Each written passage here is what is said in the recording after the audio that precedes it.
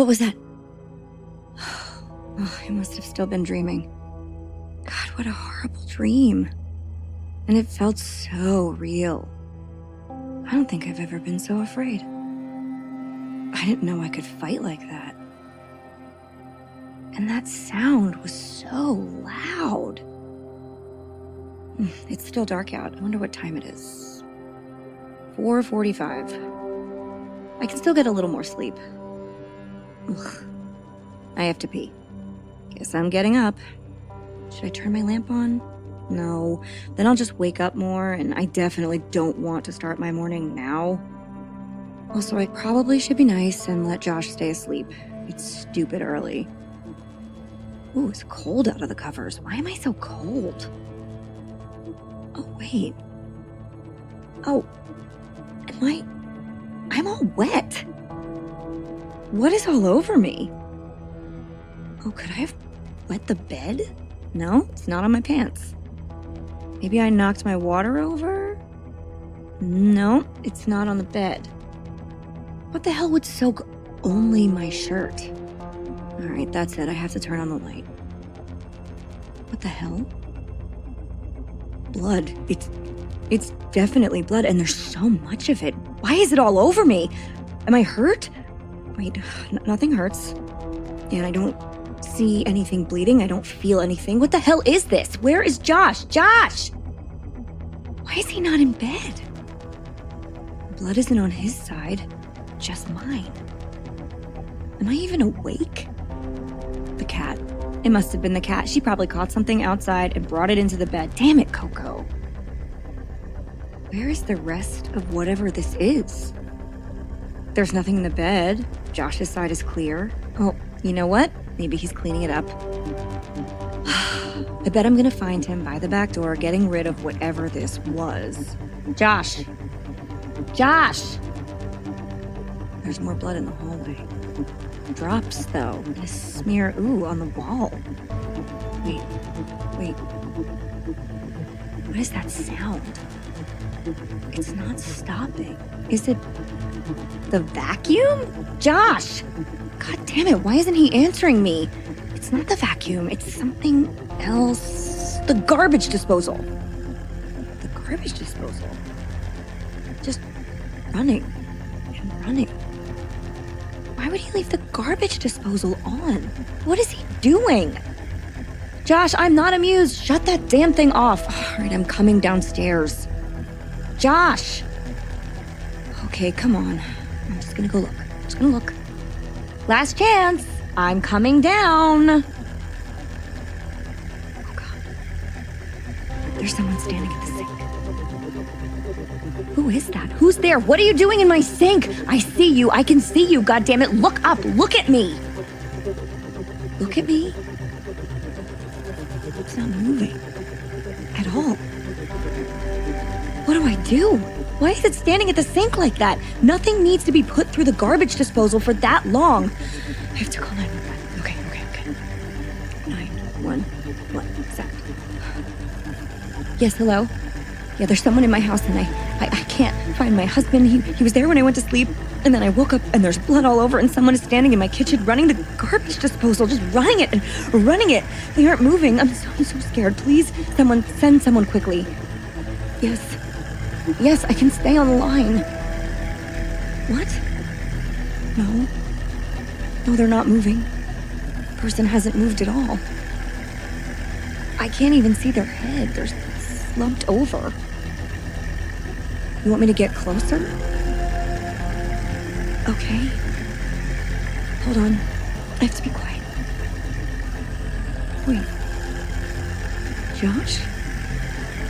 What are you doing? Hello? What are you doing in the sink? Talk to me. Oh, God, it's everywhere. The blood is everywhere now. His hands, they're caught in the drain. It's horrible. Oh, his hands are in the drain. I have to turn it off. There. Josh, look at me. Oh, God, where are your eyes? Hang on. You have to hang on. I have 911 on the phone. Yes, please. Yes. Come quickly. Someone has attacked my husband. I'm afraid he isn't going to make it. His hands are ground down to nothing and he's missing his eyes. He's bleeding from everywhere. It looks like something tore him apart. Josh, keep Can you hear me? Who did this to you? Just try and tell me who did this so I can tell the police. What? No. I'm here with you. Who was it? You don't know what you're saying right now. You've lost too much blood. Why would... Wait. The dream. It all seems so real, and that's because... Oh, no. Oh, God, I'm so sorry. I didn't know. I swear I didn't know. Yes, I'm still here. No, officer. There's no one else in the house. I know who did this. It was me. I'm Holly. I'm Leslie. And we would be dead.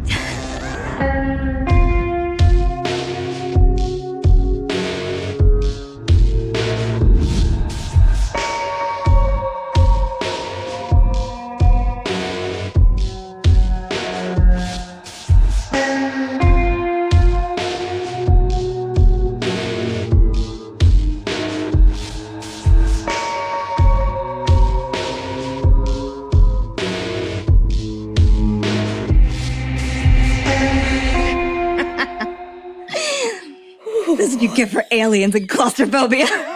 Like, you've already scared me. This isn't fair.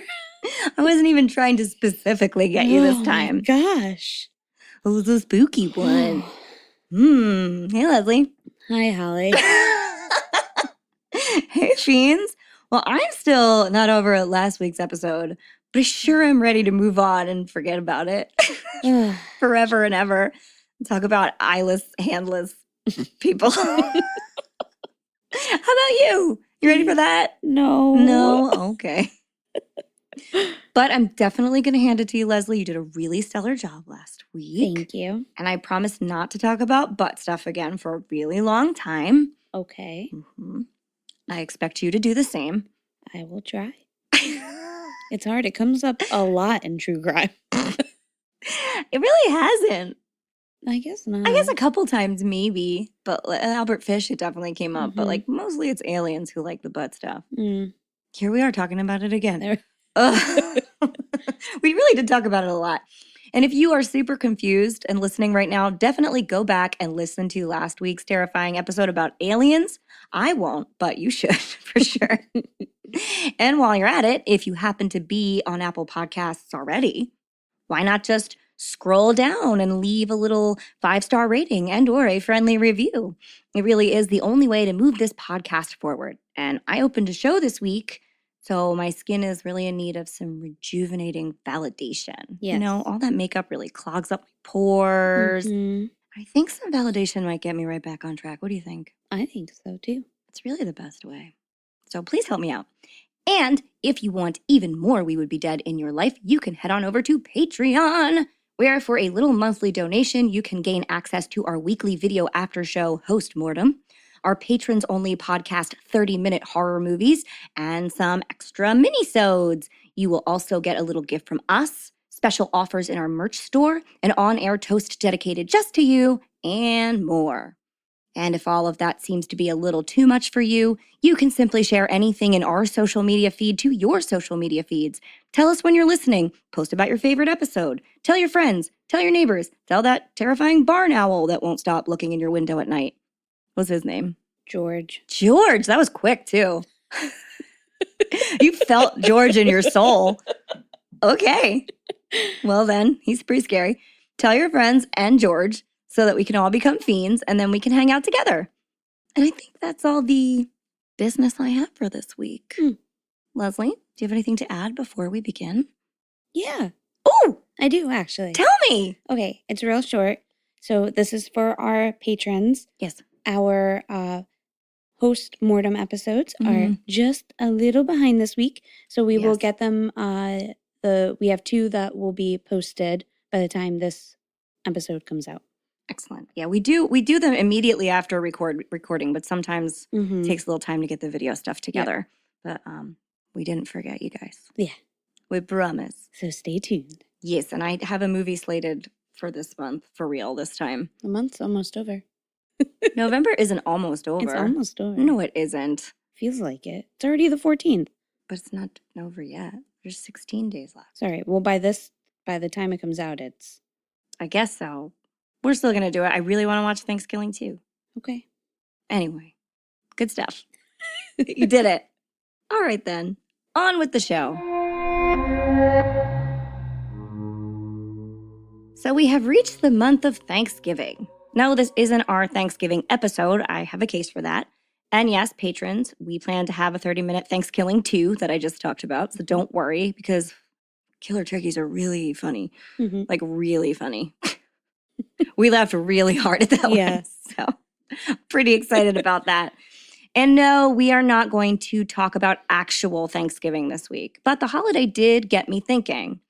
I thought that seeing as the traditional Thanksgiving stories are pretty complicated, they're usually like a really rosy depiction of what life was like back then. And they leave out all the parts where we, I don't know, murdered the shit out of a bunch of indigenous people with smallpox blankets and guns.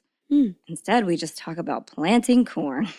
So nice. So I thought instead this week we might take a dip into the rich and beautiful world of indigenous North American folklore.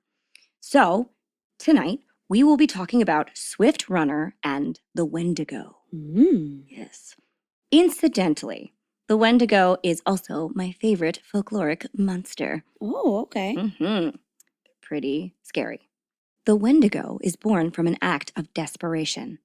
The kind of desperation that only happens when it is very, very cold.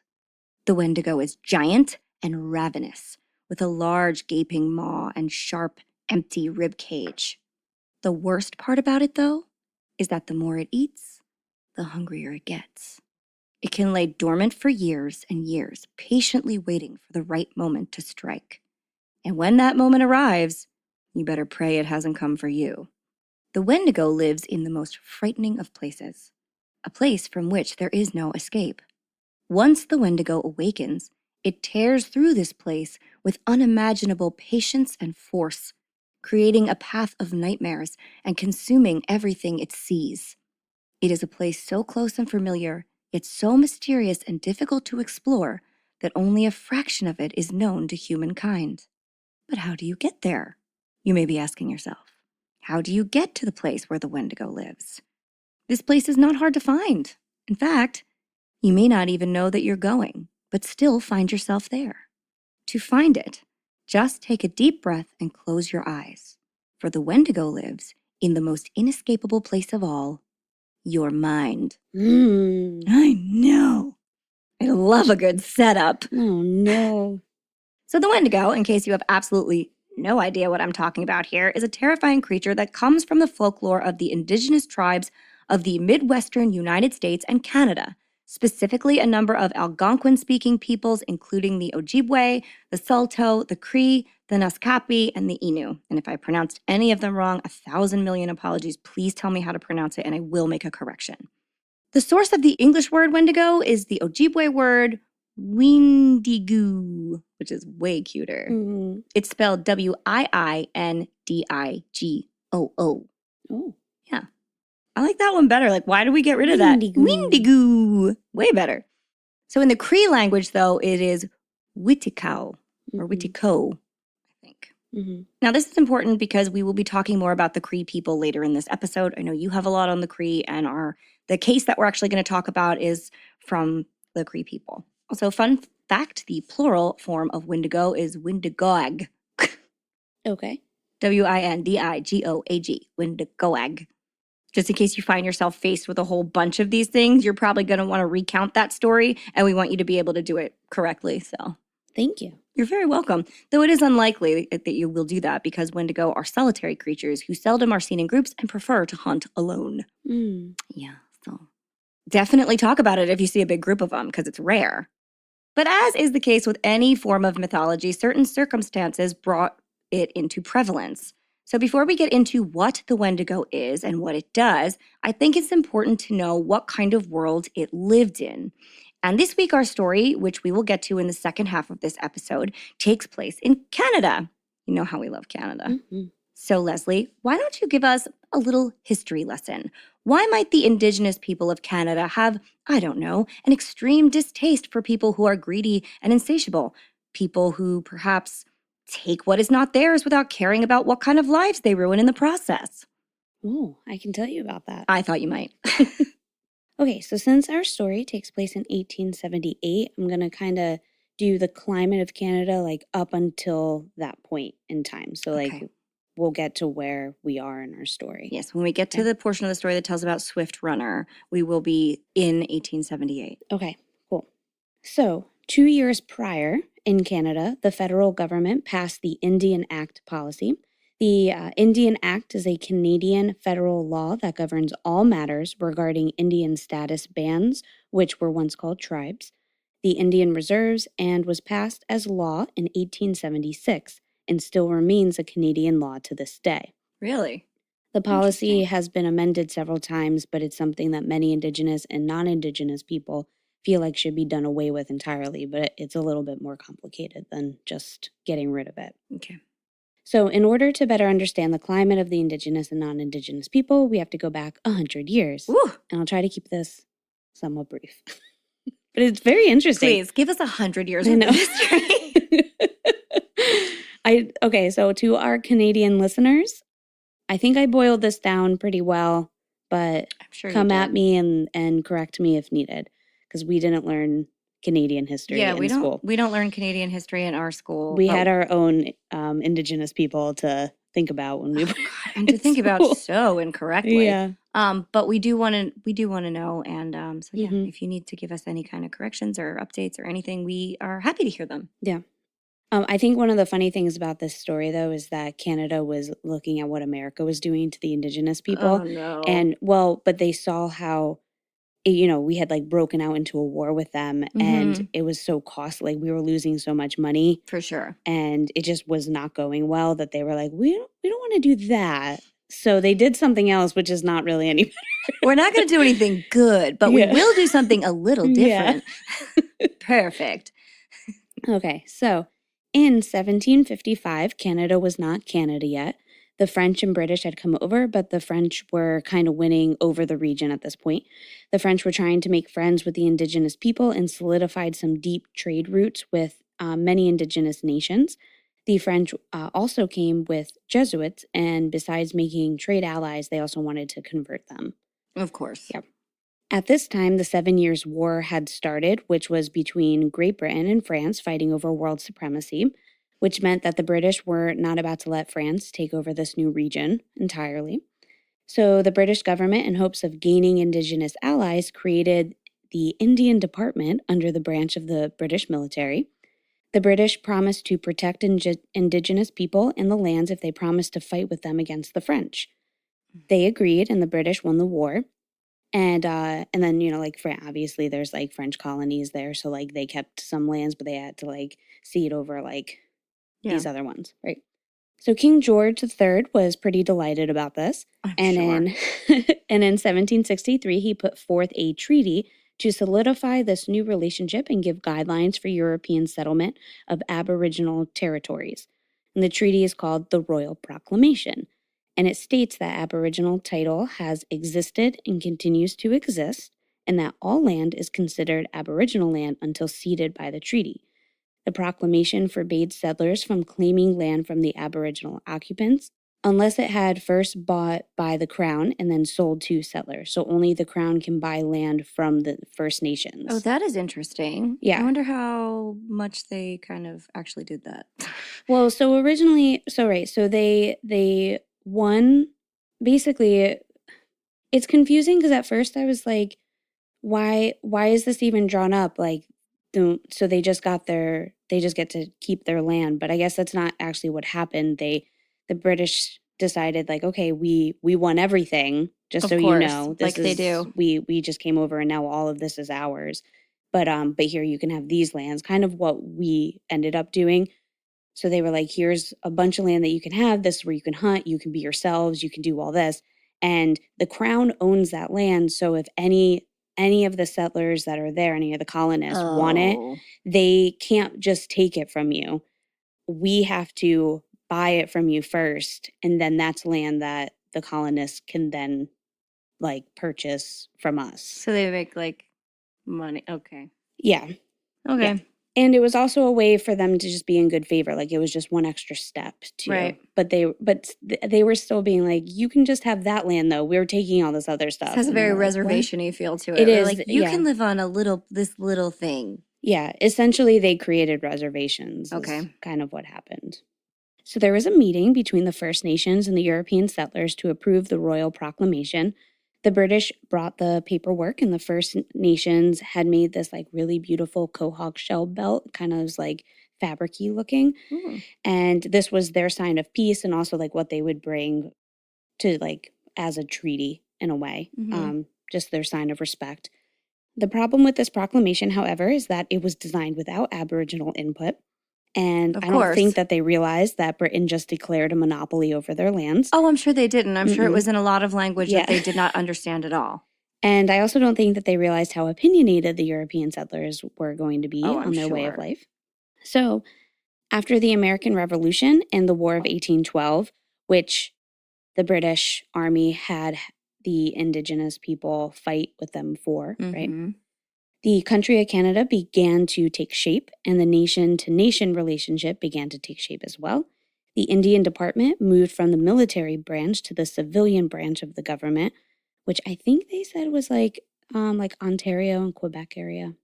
So now the Canadian government is starting to look into this department more, and in 1844, they decided that some changes needed to be made.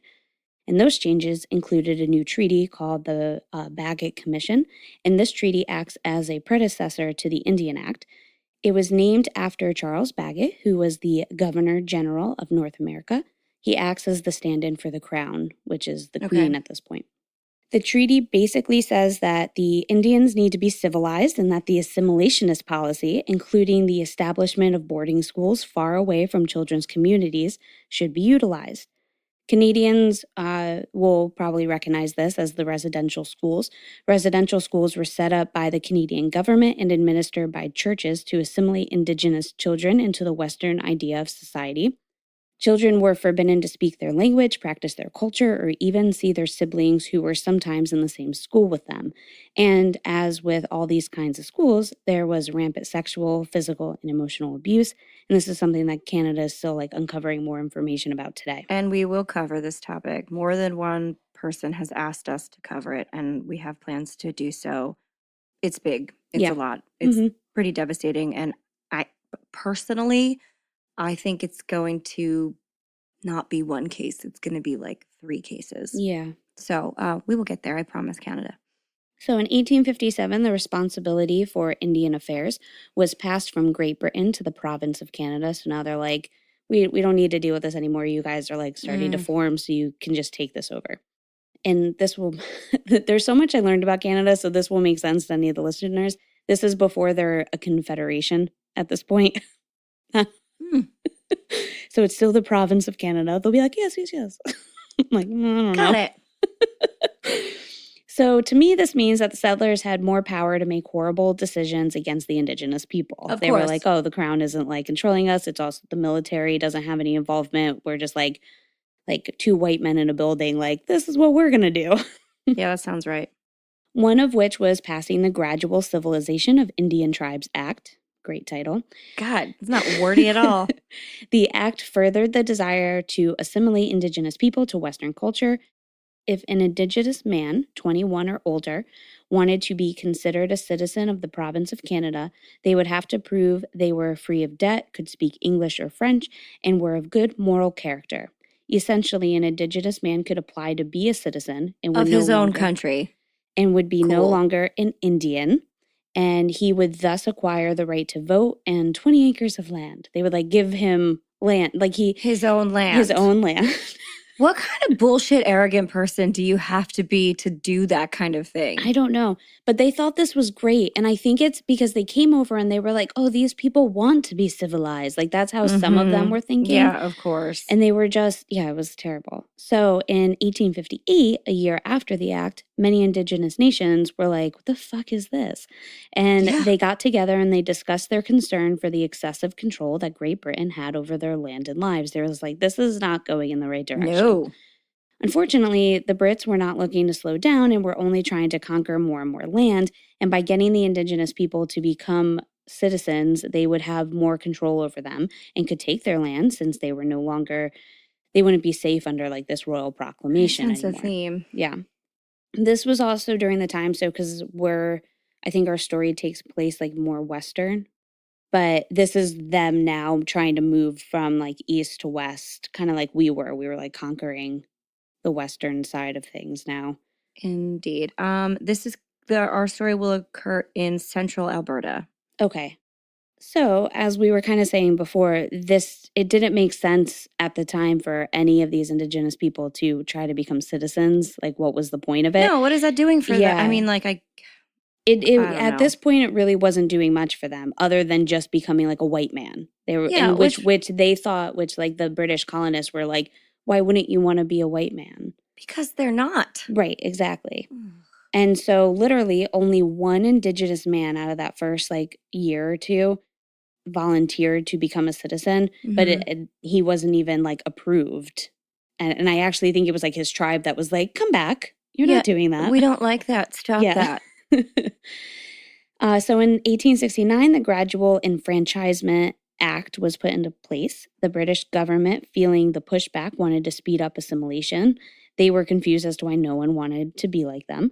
To do this, they passed laws that required Indigenous people to give up their Indian status and become Canadian citizens in order to obtain a degree, vote, or become a clergyman. People were still not jumping at the opportunity, so they found ways around it. For instance, an Indigenous man who had joined the military would return home and find out that they were conveniently made a Canadian citizen just because they had already joined their military, losing their Indian status. And then if any Indian or Indigenous person wanted to join the military, they would have to also lose their status. But if you were already in the military, you just lost it. And if they were married, then their wife and children would also have lost their status. So like this is also big for women in Indigenous tribes. Like they, as we know in history anyway, they just had no rights at all. And so it was really just up to like whatever the man did. The federal government was now requiring the proof of native blood by way of blood quantum. Blood quantum is a way of measuring how much Indian blood you have. If you have a quarter of Indian blood, you could secure your tribal identity. They can't do blood work back then. How are they deciding this? They were like able to figure this out. Just like family lines? Yeah. Okay. This like all gets into it. The hope was that Indigenous people would start to marry outside their tribes and their bloodline would thin out and eventually dilute their blood enough to become indistinguishable from the rest of us and essentially eliminate the Indigenous tribes, which would just make everything easier for these newly settled Europeans. Many of the tribal nations adopted this method to secure native bloodlines in their tribes as well. This is a problem, though, because it means that the tribes would now turn away their own people if their blood wasn't clean, like quote unquote clean enough. So it was like, and it just feels horrible because we put that idea in their head. Yeah. And also, like, what if you are one of those people who are just kind of in the middle? Will no one take you? Or I guess Canada wants them. But they want them as citizens. Okay. And so they have no choice so you but would to have like, do that. So some of them, different tribes have different amounts. And so, I think the government, I think, was saying if you have a quarter of native blood, then you can have native status. And that was one that like a lot of the tribes also took over, but sometimes it might be like half. It would just depend. Oh my God. This is such like eugenics beginnings. It's terrible. It's tough. And then it's hard because when some of the members maybe either were forced into citizenship or became citizens, like say an Indigenous woman married a Canadian man or a non-Indigenous person, the woman would lose her status just automatically. And then all her children and grandchildren would have lost their status too. So now they would have to prove that they have native blood, and hopefully they have almost like enough. With that is what my understanding is, and Right. this is where I'd like clarification too. But this Okay. is what my understanding was. And I suppose that could then hurt your relationship with your family. Absolutely, yeah. And because they might not be able to get seats on their boards and have like certain rights, and because then with this royal proclamation, if there's no more native people left, then that whole proclamation just goes out the door. Yep. Too. But now let's jump back to the Indian Act in 1876. Okay. As we can see, there was quite a lot of horribleness happening. The Indian Act would essentially be a combination of the other acts we discussed, plus some more restrictions. If Indigenous veterans wanted to collect aid or benefits, they would have to become Canadian citizens. To have any rights in a courtroom, you would have to become a citizen. It was illegal for Indigenous people to drink alcohol, dance, leave their lands without permission. Why? Because they were like, if you want these rights, you have to become a citizen. They also like were restricted from practicing their like ceremonies and of course like tribal dances too, like for anybody to see. Sometimes I know, like, I think if they came out, they weren't allowed to wear like headdress. They're like, yeah, no, that dressed in sounds their right. They have attire. to look like.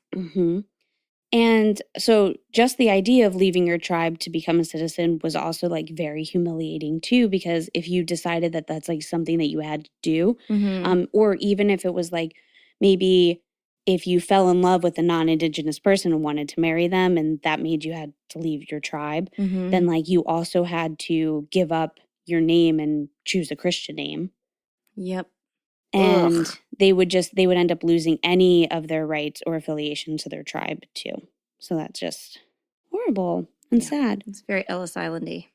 Yeah, so it was just a weird time, and it was, I mean, it still is, but specifically at that point, any of the like the colonists in that area that maybe didn't really know what was really happening on the government end of things, they were at least just being brainwashed that these Indigenous tribes and these First Nations that were there were just all barbaric and dangerous. And they needed this. This was for their good, their well-being. And we're saving their souls if we can convert them to Christianity. Terrible. I hate it so much. I know. Horrible, horrible.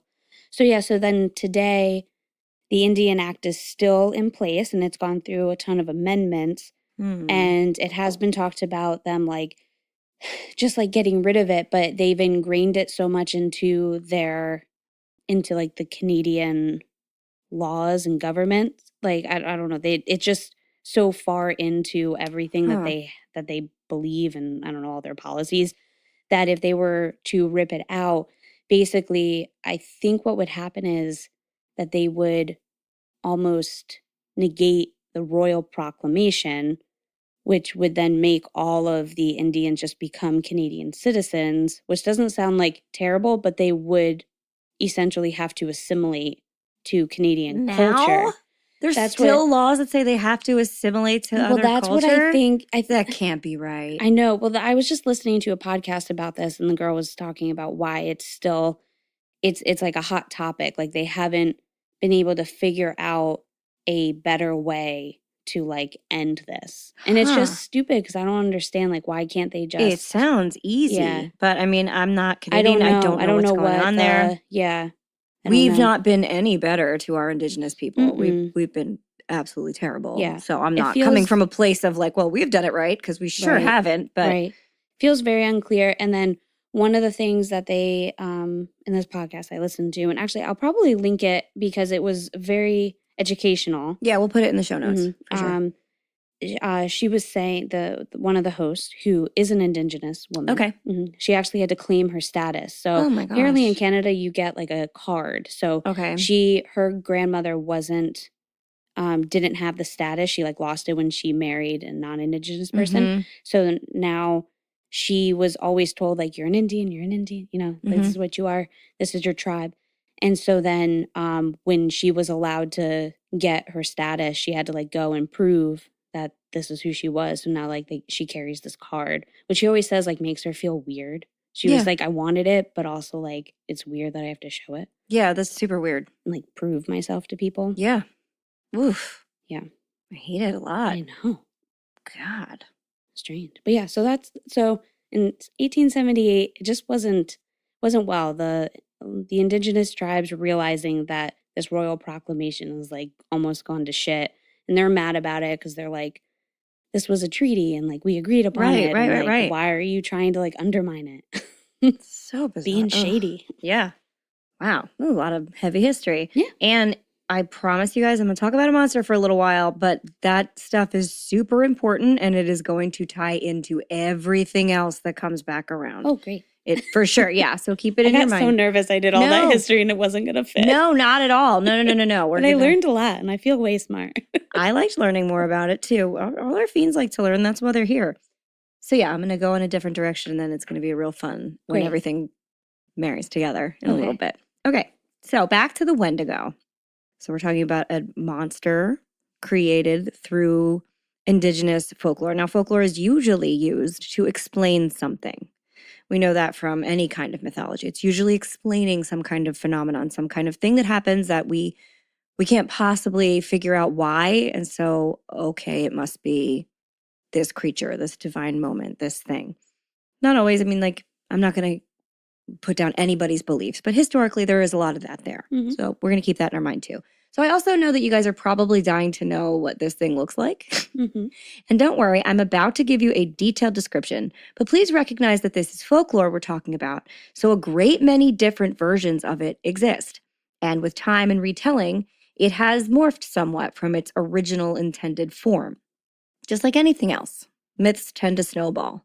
Several indigenous tribes, even amongst themselves, have slightly different versions of this terrifying creature. None of which look like the monster in the movie Antlers, which is our most recent Wendigo movie. There are more than a few, actually, but this is the most recent. It's Guillermo del Toro, so probably is amazing. I cannot wait to see it. But now I'm kind of mad at it because I know that it isn't folklorically accurate. Mm. And we all know what I'm like when it comes to stuff like that. Insufferable is probably the most appropriate word for it. Remember how mad I was at the bird taxidermy in Twilight? Yeah. So Leslie's always like, why are you like this? I don't know. I can't help it. Anyway, so traditionally, the Wendigo is a tall humanoid creature, which remember that, and it is usually referred to as a giant, reaching around 15 feet in height, which, as we all know, is like just above the sweet spot for terrifying creatures like shadow people and Slender Man, which I think is usually 8 to 14 feet. Yep, 7 to 14. 7 to 14, yeah. So it's like just outside of that, which is why it gets giant status. Okay. Not just kind of big. Yeah. So the Wendigo is also described as painfully thin with angular protruding bones and yellowish or gray skin with patches of matted or sparse hair or fur. The Wendigo's mouth is ragged and sometimes completely skinless, raw, and bloody. Ew. Super gross. Don't worry, the photo suite's gonna be fun this week. Yep. Needs some validation. It does really need some validation. You are correct. Sometimes the Wendigo's horrifying mouth will have patches of skin just like still kind of clinging to it. Savage. It's disgusting. It always smells rancid. Like death, they say, so it always smells like it's rotting.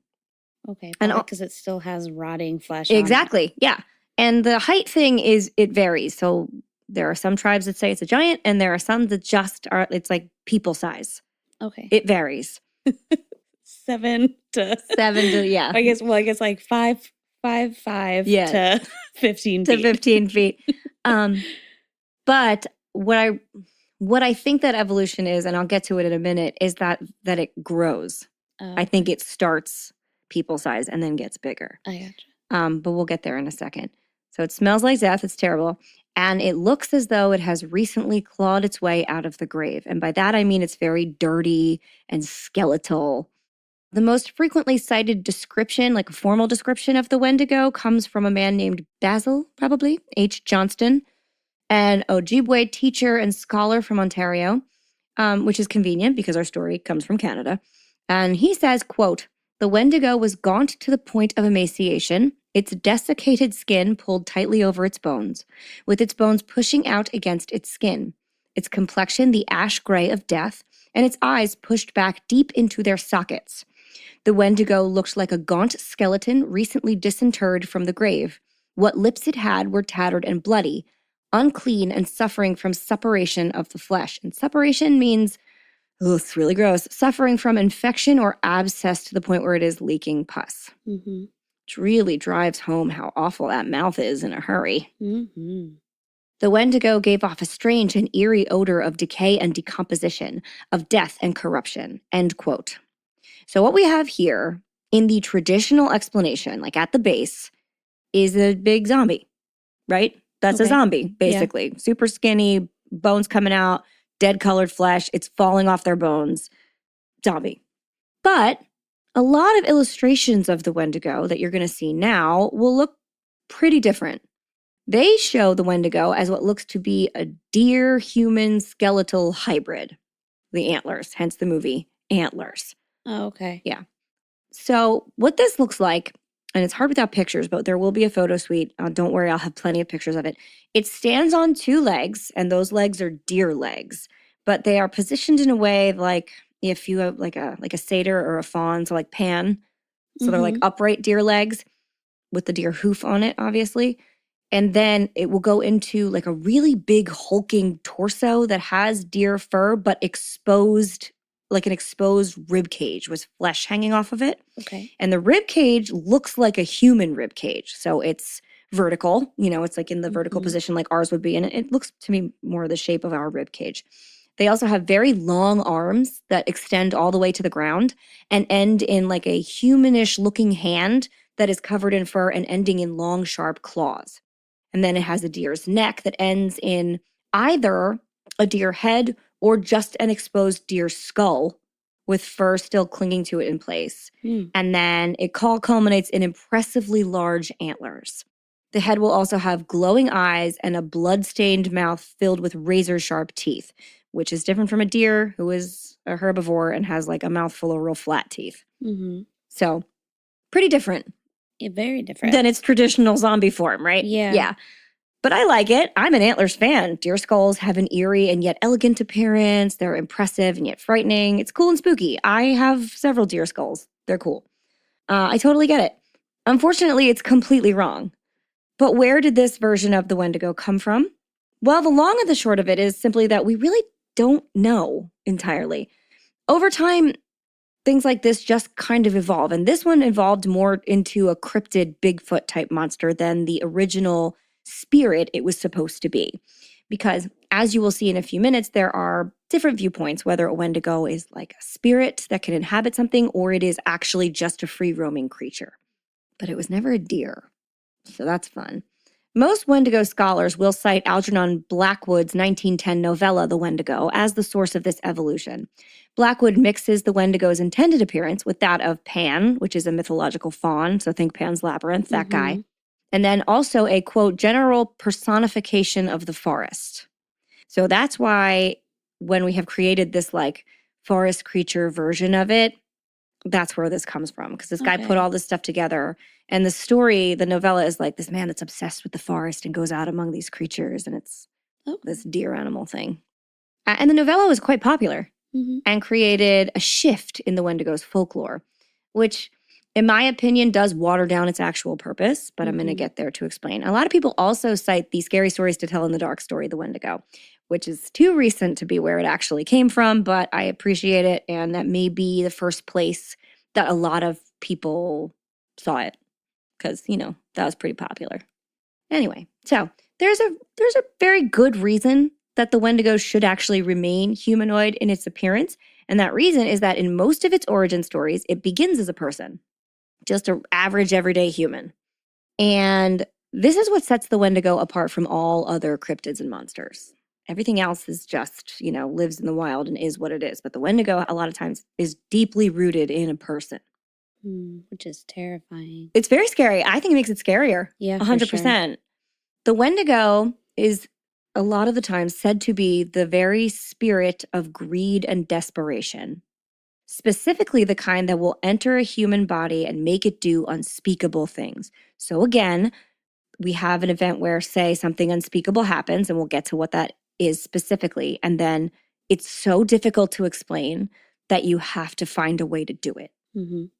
So the Wendigo spirit is ravenous, blind to human emotions, incredibly strong, and insatiable.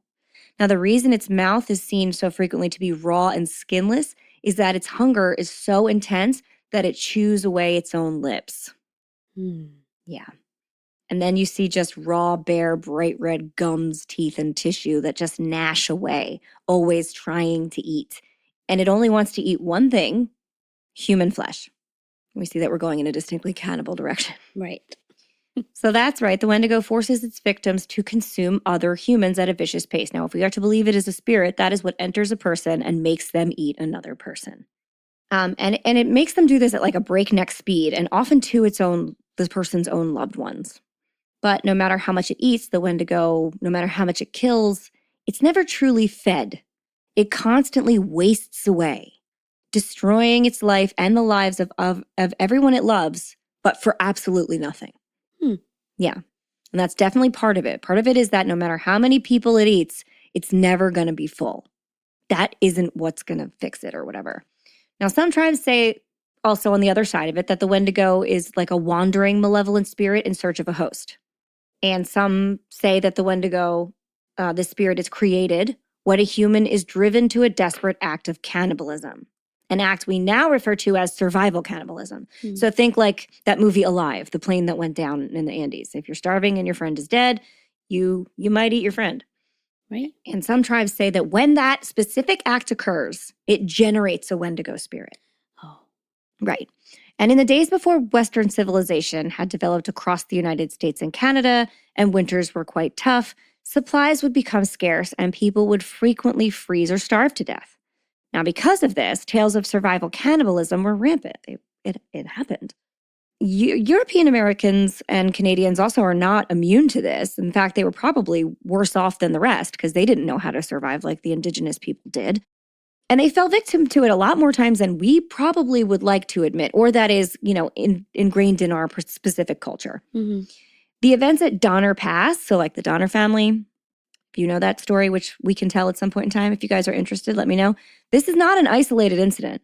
We all know that when there is no food and people are dying, humans will often do what they have to do to survive, because at our core, we are animals. And when that happens, you have a Wendigo. And it feeds on your greed and desperation. So every time it eats a person, it's not really getting that. It's just getting the greed and desperation that you have. That's what it's feeding on. So the host, the person that it has inhabited, will grow bigger, but only in height. It will only get taller and just kind of stretch out what weight is still on its body. It never gains substance. So it will get just thinner and taller and thinner and taller and desperately hungry. So that's where you get, it starts human size and it ends up 15 feet in height, but it's not gained any weight. Okay. So you can see all like the skeleton and stuff. Anyway, there are other versions of the story that say the Wendigo itself, so that means it's not a spirit, it is a human now, is a transformed human. So not a spirit at all. What we know as a Wendigo, some tribes say, is a person that finds themselves forced into cannibalism by desperation, but then they kind of go feral. They kind of just go to the woods and they rely more on cannibalism. They just continue on that path. Once they have started, they can't turn back.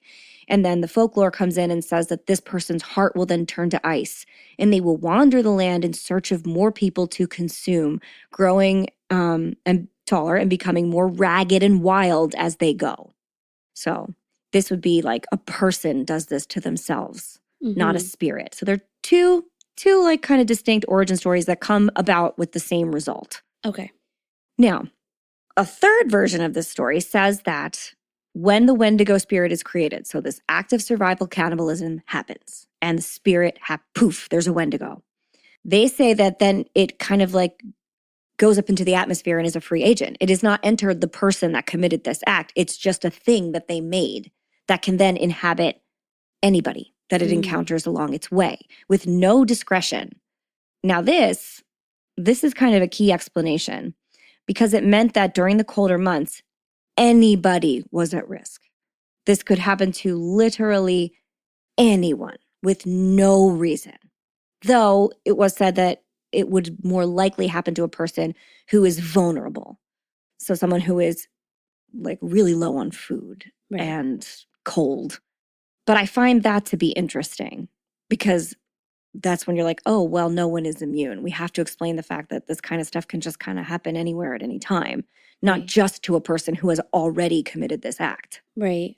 That's that scary idea of like being possessed by a demon. That is exactly the same thing. We're all vulnerable, but if you are either lacking faith or already kind of going down the wrong path, you're going to be more vulnerable to getting this spirit in you. And also that opens the doors to any time that kind of survival cannibalistic act happens, you can say, well, this person has been inhabited by a Wendigo. And that's where we get, that kind of locks in after some time to the folklore, that like it gets in you and then you do these things and that's why you do them. I think it probably took a little time to get to that, but for the most part, the stories about a Wendigo go along that line. So when a person is taken over by the Wendigo, when this happens, they suddenly develop unexplained, ravenous hunger, specifically for human flesh. They just really crave, all they want to do is eat people. And they'll often kill and consume their entire family and then wander away and eat anyone else they encounter in like a horrific trail of death and gore. And unfortunately, this has happened. It's documented. People have done this. They've consumed their whole family and then gone on and killed other people. And whether you would like to prescribe to the belief that an evil spirit came in and made them do that or not is kind of up to you. According to the tradition, the only cure for a person who has been taken over by the Wendigo is death. They will continue to kill and eat people until they themselves are killed. Well, I guess that's what we do to animals, right? They get a taste of human flesh. I guess. We have to put them down because they just won't be able to put them down. All they want to do is eat people forever. Maybe that's an animal Wendigo. Maybe that's the deer Wendigo. There it is. I don't know. I just like that deer one better. Anyway. Now, I'll just let you continue. No, go ahead. Well, I was going to say, it just sounds, I guess when I keep thinking of like they've eaten their whole family, it just seems like that's so much meat. But then how long did that take to happen? And obviously it's cold, so they could probably preserve the meat out there. It probably wasn't going bad. Interesting that you say that. I'm not going to answer you right now, but I'm glad that you said that. So people can have that in their head, because I will address it later. Okay. So to tie back into everything you said in our history lesson earlier, there is one more description of a Wendigo that directly links to that history. And it's not brought up a lot or used in the traditional descriptions of it. And so initially I hadn't even thought to include it in my description. But I find it so fascinating after the things you said that I wanted to put it in. So, quote, the Wendigo can also describe movements and events with similarly negative effects. According to Professor Chris Shedler, the figure of the Wendigo represents, quote, consuming forms of exclusion and assimilation through which groups dominate other groups.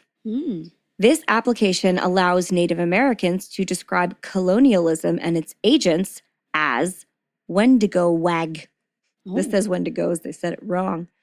Since the process of colonialism ejected natives from their land and threw the natural world out of balance.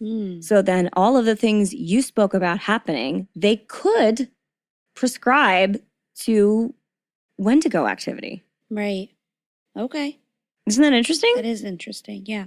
So, not frequently talked about, but in my opinion, like, way more fascinating. Right. So, anyway, that's all some pretty dark stuff. Yeah. Thankfully, the Wendigo is not the only indigenous folklore out there. There is so much, and it's all so interesting. So, Leslie, do you know any, like, nicer indigenous folklore type stories? Just, like, off the top of your head. Just... Yeah, I know a few. I figured you might. I thought this sounded like something you would just know. Sure. Okay. Do you want to hear... I'll read one because they're cute, full stories. Love it. Do you want to hear like either a creation story or like a fun?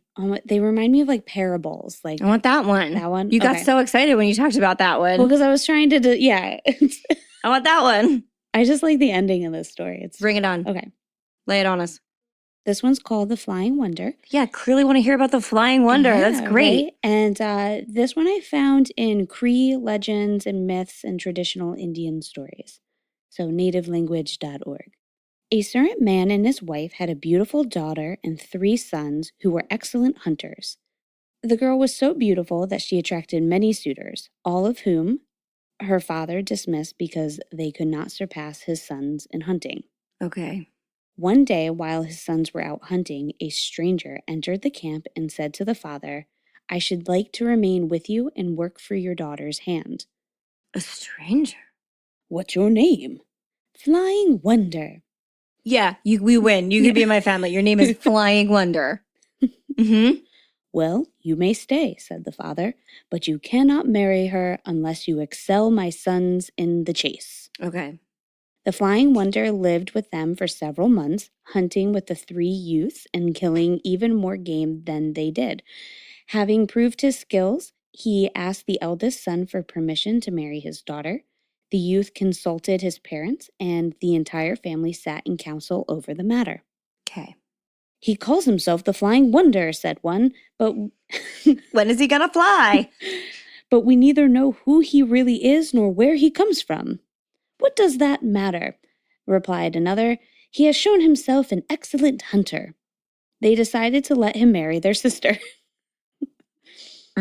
Without delay, he set up a tent under a large pine tree close by, and the girl moved into it. So at least she stayed close to the family. In a tree. Mm-hmm. Cool. I need you to fly soon. No. A tent under a large okay. pine It was like, we're going to live in this tree. I'm doing great. Yeah. I haven't shown you my Flying Wonder yet, but I swear it's there. They were no sooner married, however, than Flying Wonder seemed to change. He treated his wife so cruelly that at last her brothers became indignant and said to their father, "We shall have to get rid of him. The next time he abuses her, let us kill him." I like these brothers. Kill him. The very next evening, they heard their sister sobbing and the voice of her husband mocking her. Ew. Inflamed with anger, they rushed over and hewed him to pieces. Then they scattered his body in every direction, abandoned the camp, and erected a new one several miles away. Being now short of food, the 3 brothers went hunting again and sighted a large herd of caribou, which is like reindeer, and it's very delicious. Oh, is it now? Yeah. Okay. Have you had some caribou? Yeah, I've had like a reindeer burger. And have you? Yeah. Where? They had it at like a local, like a burger place by us, and when they hunt, sometimes they have like these they have like camel sometimes. And no, thank you. No, yeah, but they had this one, and I was like, oh, I want to try it once. I want to eat a reindeer. It was good. Anyway. It was ethically sourced. It's fine. We're not going to talk about how you ate Christmas. It's fine. It's fine. Okay. So they approached them cautiously and were almost the caribou. Of course. They approached them cautiously and were almost within bowshot when suddenly a raven flew over their heads and croaked. The caribou then looked up in alarm and fled. Uh-oh. The same thing happened the next day and the day following. At last, they understood its meaning. The spirit of their dead brother-in-law had become a raven and was avenging itself on them. Oh, shit. They tried several times to shoot the bird, but it always flew beyond the range of their arrows. Soon, the family was starving. Yeah. The youngest son proposed a device, saying, "Lay out my body as if I were dead and abandon the camp. The raven will think one of us has already died of starvation, and it will fly down to devour me." Ew. So he is sacrificing himself.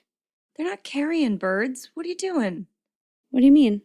Ravens aren't scavengers. Well, but this one clearly was coming, he thought that, they assume right now that it is the spirit of their See, I get brother-in-law. mad at weird things. I'm like, no, they're like hunter birds. Yeah. They're not, anyway. They have other myth about ravens, too, in their tribe. I mean, Santa Claus had a tattletale raven originally, too. We will bring back all those Christmas stories this year. Don't worry. They're really fun. Yeah. And that's what Odin has ravens. Yeah. The Santa Claus raven links into that. Yeah. So the others agreed. They were like, sure, yeah, you can do that, bro. It's fine. There's only you that it affects. We're fine. They covered the youth with brushwood that concealed all but his face, abandoned the camp, and set up a new one some distance away. Okay. The raven appeared again, flew over their heads, crying, "Caw-caw!" and sighted you do! and sighted the pile of bushes. It circled above it, swooped down, settled on the ground a few yards away, and inspected the supposed corpse. The youth made no movement, still suspicious. The raven hopped around him just beyond his reach. When even then the youth did not move, it drew closer and tried to peck out its eyes. That's what they do first. He caught it in his hands, hacked it to pieces, and kindling a large fire, carefully burned every fragment. I hate it. Well, but this was the brother-in-law that they wanted to kill. Right. This is the flying wonder. I just don't think it's going to go well. He even collected the bones after the fire died down and pounded them into dust. He, thought of everything. This is shit. This is some Jeffrey Dahmer level shit. Then, satisfied that he could do no more, he followed his kinsman's track to the new camp and told them what had happened. As they sat round their fire that evening, a man entered the camp. Uh-oh. The flying wonder himself. Fuck, you just killed a bird for no reason. He said to them, "You cannot kill me, for you do not know where I conceal my heart. Oh, shit. But I repent now of my misdeeds and promise that I will conduct myself better hereafter. So let me remarry your sister. If I ill-treat her again, I will tell you where my heart lies, and you can kill me." Oh, no. The family had no choice, for they were starving and could kill no game as long as he was hostile. God, this is rough. Flying Wonder kept his word and treated his wife kindly. He joined his brother-in-laws again in their hunting and filled their camp with meat. One day they sighted a large herd of caribou, and twisting some roots, the three brothers constructed a long fence from which they suspended snares and rawhide thongs at regular intervals. Flying Wonder then suggested that they fasten an extra snare to his body and hide him in the bush. They agreed, fixed his snare, and left him in the concealment near the fence while they rounded up the herd. Every snare caught a caribou, but the snare fastened to Flying Wonder caught the biggest animal in the herd. Unable to hold it, he shouted to his companions as it dragged him away, "Have I no relatives to come rescue me?" God. But the three brothers were so busy slaughtering the other trapped caribou that they did not hear him, and when they looked for him afterwards, the thong had already cut him in two. "Fit me together, and I shall be whole again," he cried. But the eldest youth said to the brothers, "No, let him remain as he is. He brought this fate on himself." They left him there and skinned the caribou, still pondering what they should do. Finally, the eldest youth suggested that they should dig a deep pit and bury the head, leaving the rest of the body where it lay. So they buried the head and returned their hides and part of the meat to their camp. The next day, with fear in their hearts, they carried all the meat to their camp and hung it up to dry. Flying Wonder did not come near them. Only after all the meat was dry and stored away in a cache did they hear the raven call again, and this time his name came from high up in the sky. The brothers gazed up at the bird contentedly and said to one another, "Let us not trouble ourselves about him any more. He can no longer harm us." And they added, "It's never wise for a man to allow his daughter to marry a stranger." Oh, shit. Flying Wonder. I thought you were going to be chill. I know. He wasn't. But I love that the story is like, don't let your sister marry a stranger. Yeah, why'd you do that? We don't know him. Get out of here. It's not going to end well. Nope. And it didn't. It did not. That was a good one. Yeah. So it's like one of their little folklore tales. I like it. That's way more fun than Scary Wendigo. Yeah. Although, just kind of just as scary. Still dark. Well, thank you for that. You're welcome. Now on to the scary stuff. Yeah, well, this is now on to the true crime portion. Oh, okay. Yeah, we're going to segue into that. Now, there are a few famous historic accounts of a person taken over by a Wendigo. You can find more if you would like, but the most famous of all, and the one you're going to run into if you decide to do your own Google surfing, is the case of a man named Swift Runner. Now, before I proceed, I'm going to remind you, this is the true crime section of the story. We are no longer in folklore territory. What I am about to tell you is true and happened. These are real events. So, Swift Runner, known in his native language as Kakisi was a Cree hunter from what we now consider central Alberta, Canada. Now, from all accounts, it was well known that Swift was kind, gentle, and an intelligent man. He was a devoted husband and loving father and a very successful hunter and trapper. Now, because of his extensive knowledge of the land and of trapping and hunting and his affable nature, the local mounted police hired him to become one of their guides. So he is very friendly with the Canadian police in the area and all of the people at the outposts and at Fort Saskatchewan, which is where this is all going to go down, which is advantageous for him and his family, obviously, for reasons you have talked about before. And he is also, this isn't like in every version of the story, but I think he was also friendly with some of the local like religious missionaries. He was friendly with priests and like just this, everybody knew him. He was kind to everyone. And he was generally accepted even by like, you know, the European people that were trying to turn everybody around. Okay. So good to be Swift. So because of the good relationship he and his whole family had with local authorities and European families in the area, he frequently would guide expeditions like trapping and hunting. So he would take groups of European settlers like, okay, I'm going to take you out in the woods, we're going to hunt and bring back a bunch of stuff for your family. Or we're going to go and learn how to trap, and then you can use the fur from these animals for stuff. So he was, you know, was able to do that. And this went along pretty well for a while until his white friends introduced him to whiskey. Now, while his drinking problem is extreme in most accounts, but barely mentioned in a few others, in my opinion, it's safe to say that he had substantial struggles with alcohol. Because of his problems with alcohol, which then tend to make somebody kind of unruly and prone to fights, he became on the outs with the mounted police, as well as the elders of his tribe. So, as you mentioned before, some people were not in either group. Right. And he faced that fate. And not because of means of like his bloodlines, just because what he had done with his life. Whiskey made him short-tempered and combative, and nobody likes that. Now, some people say that his tribe kicked him out, and some people say that he left by choice. But either way is because he had a fight with the powers that be in his tribe that he decided he would go out on his own with his family. And so he and his family set off for their winter camp in the late fall of 1878. And then, late fall, so around now, around November, no one hears a single word from them again until the spring of 1879, when Swift Runner emerged from his winter camp alone. There are a few reports that say he ran to a local Catholic church, but more reports that say that he reported back to the mounted police. So they say after the winter, some people say he ran to a priest and then the priest took him to the police, and more say he was like, okay, can I have my job back? The winter's over. Everything's okay now. And the police said, like, okay, but where is your family? You left with a bunch of people and returned with but one. And Swift replied that they were all dead. He said that his eldest son had gotten sick and died, and that his wife took her own life, grieving the loss of their son, and that the rest of the children had starved to death. Okay. So the mounted police found this story kind of fishy. Want to know why? Why? Because Swift Runner did not look as though he had done any starving at all. In fact, he looked well-fed and robust, much more well-fed than he did when he left. Oh, my. Yeah. So at first glance, the police think, well, maybe he's sober now. Maybe he hasn't been around whiskey, he's out at his winter home, so he's doing much better. But now they wondered.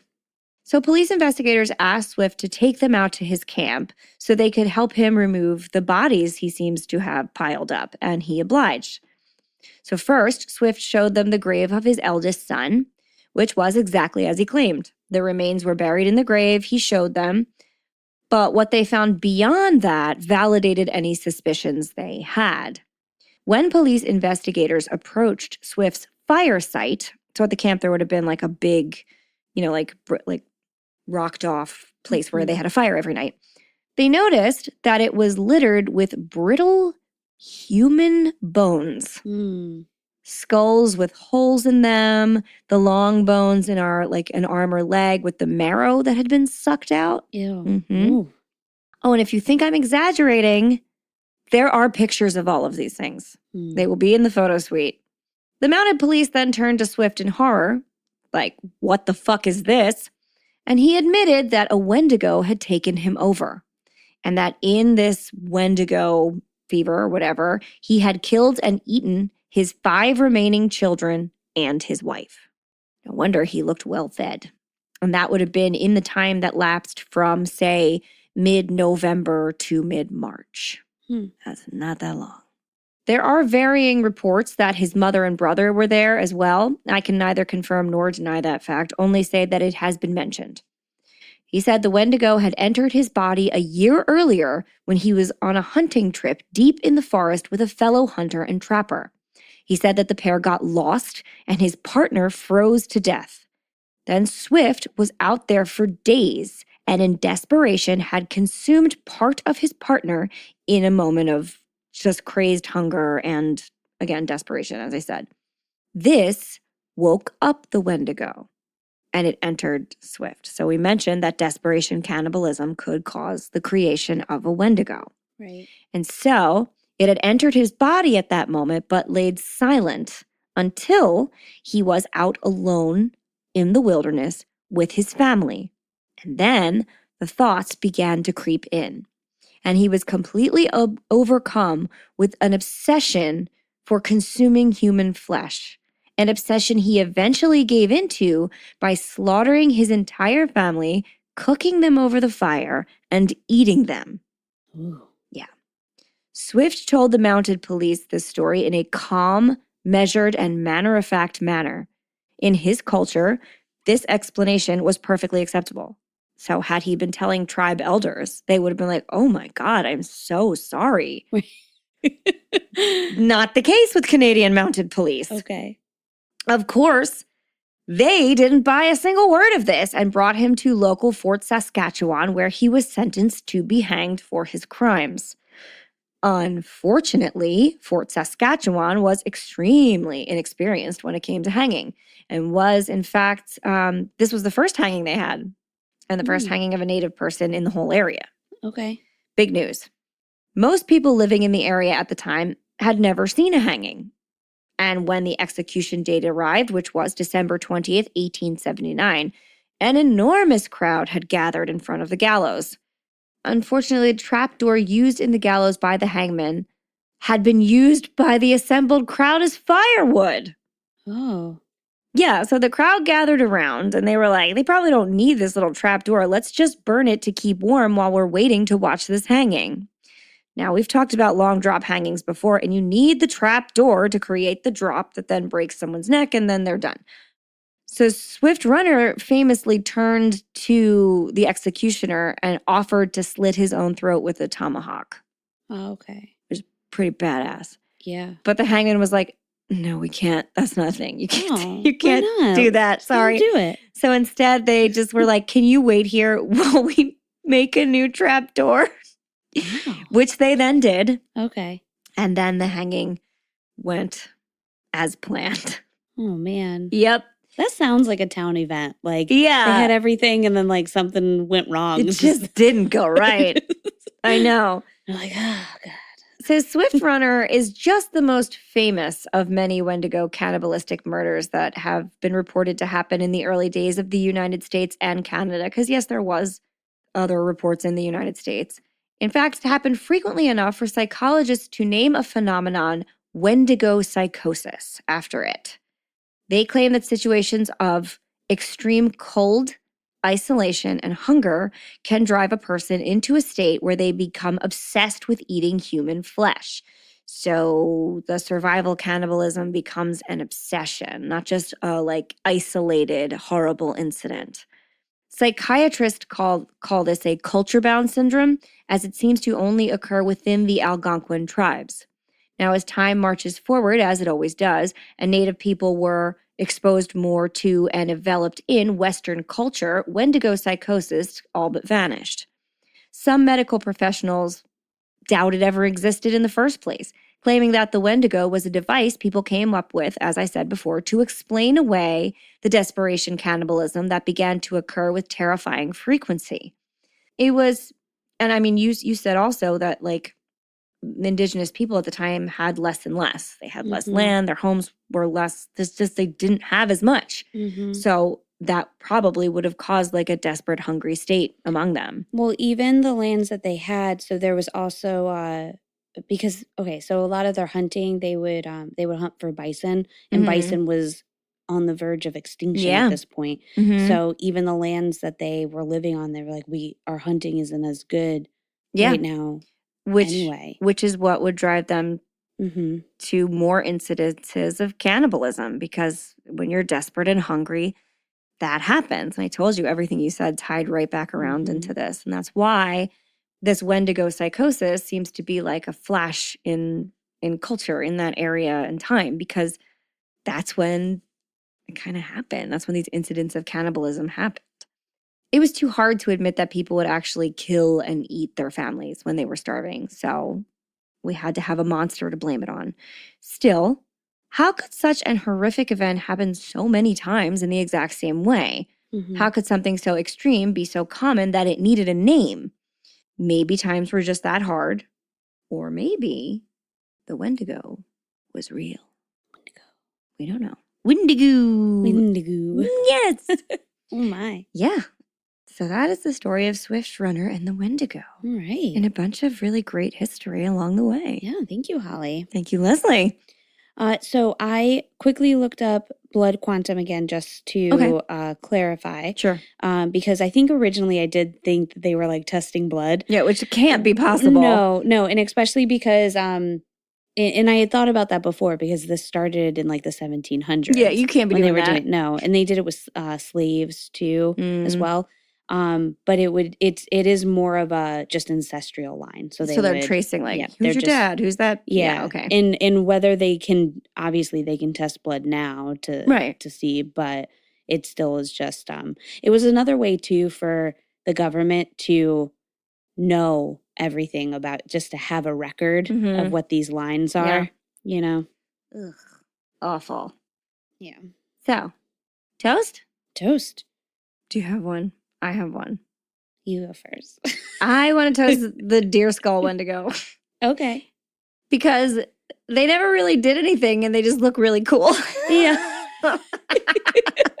They're given a lot of credit. They're not really real, but they like pretty good appearance. Yeah. Cheers, deer skull Wendigo. Okay. I guess I will toast the Indigenous tribes of Canada. Yeah, all of them. Cheers. And marvelous flying person. Oh, the flying wonder. His name. I guess I like my name better. The poor sister that had to marry a stranger. Oh, maybe a stranger marrying sister. Yeah. So to that lady. All right. And we have a new patron. Yay! A best fiend forever. Yes. Who hopefully does not get taken over by the Wendigo. No, certainly not. Dead Boy. Yay! Cheers, Dead Boy. We had a fantastic conversation with this human this week over on the Facebook group.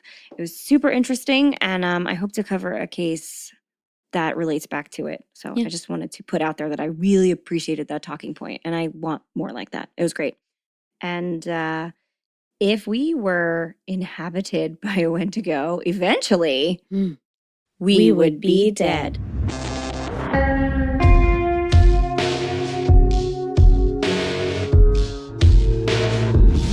Thank you for listening to the We Would Be Dead podcast. Hit subscribe now to never miss an episode.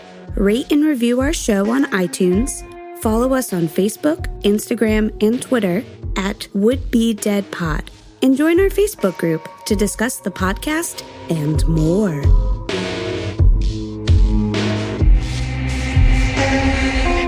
We're not going to talk about how you ate Christmas. It's fine. It's fine.